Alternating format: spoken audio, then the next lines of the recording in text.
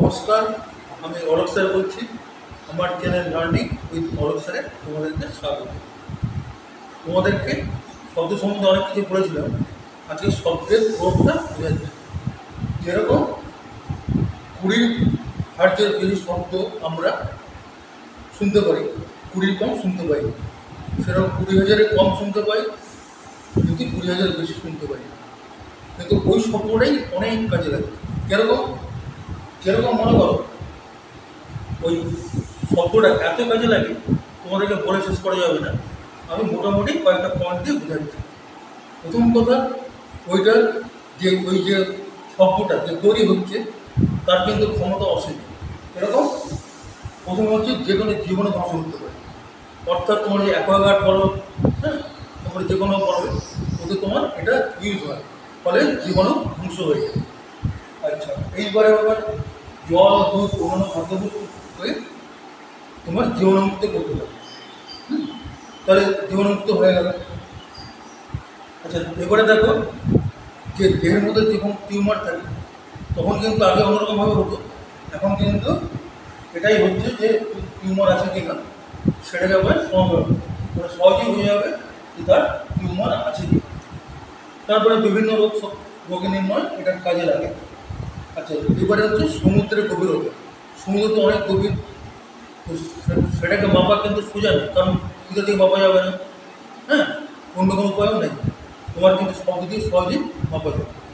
তো সমুদ্রের গভীরতা পেলে, এছাড়াও সমুদ্রের মধ্যে অনেক ডুব পাহাড় থাকে যেটা জাহাজকে ধ্বংস করে দিতে পারে। তোমার ওটা ওই শব্দ প্রয়োগ করে তোমাকে এটাও বোঝা যাবে যে ওখানে কোনো ডুব পাহাড় আছে কিনা। তাহলে জাহাজ যারা চালায় তারা ওই পথটা অ্যাভয়েড করে যাবে। হ্যাঁ, আচ্ছা, তাহলে এইবারে আসছে জামা কাপড় কাচা। জামা কাপড় কাচা বলতে যেরকম জামা কাপড় পরিষ্কার করে, তোমরা হয়তো ভাববে যে এটা কীভাবে করে। সোজা ব্যাপার, জামা কাপড় অ্যাকচুয়ালি পরিষ্কার করে কি জানো, তোমার সাবান দাও, যাও দাও, মূল উদ্দেশ্য হচ্ছে তোমার জামা থেকে ময়লা বাদ দিয়ে দাও। আচ্ছা, এবারে তুমি জামাভাবে দাও, দেখবে অনেকে কোট দেয়, কোটকে ধোয়া পরিষ্কার করার জন্য একটা লাঠি দেওয়া হয়, সেই লাঠি দিয়ে মারলে কোটটা পরিষ্কার হয়।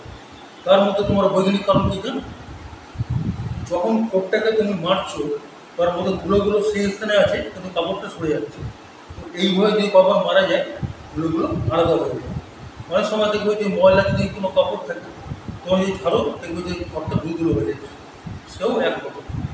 তার মানে নোংরা কাপড় যখন তুমি ওটা দিচ্ছ, ওটা কিন্তু শব্দ তো কাপ দেবে, এবং দিয়ে যখন বাজে তোমার দেখবে যে কাঁচ বা সব কাছে, তো তোমার কাছে দেখা যায় না, ওটা শুনতে পাচ্ছ, এটা শুনতে পাচ্ছ না, কিন্তু কাপড় তো ঠিক তো পেয়ে যাচ্ছে, তখন কাপড়টা একটু নড়ে যাচ্ছে এবং নড়ে গিয়ে সেই জায়গায় ধুলোটা চলে আসছে, অর্থাৎ ধুলোটাকে ওরা সাকশন করে দিচ্ছে। এইভাবে মনে জায়গা পরিষ্কার করে। কিন্তু এখানে কেন আসে না কে জানে, আমাদের এখানে ওই মেশিন নাই, জাপানে আছে। যাই হোক, তাহলে এইবারে তাহলে বুঝতেই পারছো যে ওটা কতখানি স্লো হয়ে যাচ্ছে। প্রথম জীবাণু, যে কোনো জীবাণু ধ্বংস করতে পারছি, এটা কিন্তু বিরাট দরকার। হ্যাঁ, তবে খাদ্যবস্তুকে তুমি যদি ওটা দিয়ে রাখো অনেকদিন থাকবে। আচ্ছা, রোগ তো বিভিন্ন রোগকে সাহায্য করছে।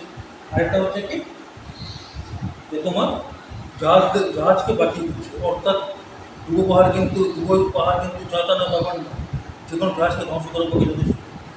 তাহলে আগে থেকে যদি পাইলটরা বুঝতে পারে বা জাহাজ যারা চালায়, ওরা কিন্তু ওই পথ দিয়ে যাবে না। অর্থাৎ একটা সমস্ত শব্দ বা আল্ট্রাসনিক সাউন্ড কতটা যে আমাদের উপকার করছে সেটা এখান থেকেই বোঝা যাচ্ছে। ঠিক আছে, আজ এই পর্যন্ত। তোমাদের কিছু অসুবিধা হলে আমাদেরকে জানাবো। আজ